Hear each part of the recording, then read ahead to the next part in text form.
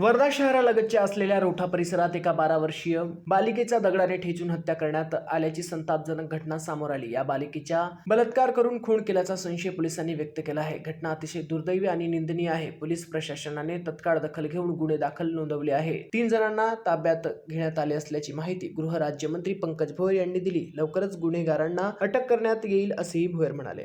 काल वर्धा तालुक्यातल्या रोठा परिसरामध्ये एका शेतात राहणाऱ्या मजूर कुटुंबामध्ये दुर्दैवी घटना घडली। त्यांची एक लहान मुलगी जिचं वय अवघं 12 वर्ष होतं।